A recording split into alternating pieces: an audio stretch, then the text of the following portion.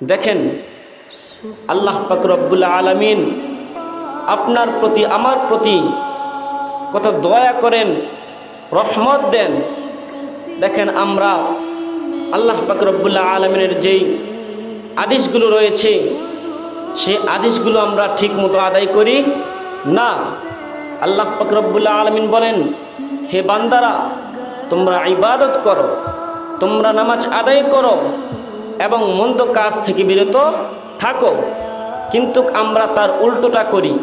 কিন্তু তারপর চিন্তা করেন, দেখেন আল্লাহ পাক রব্বুল আলামিনের কথা আমরা শুনতেছি না, কিন্তু তারপরও আল্লাহ পাক রব্বুল আলামিন আপনাকে আমাকে না খাইয়ে রাখেন না।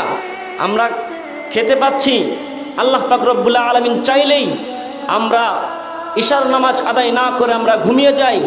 আল্লাহ পাক রব্বুল আলামিন চাইলে সেই ঘুমটা আমাদের শেষ ঘুম করতে পারে কি পারে না? কথা বলেন, পারে কি পারে না? পারে।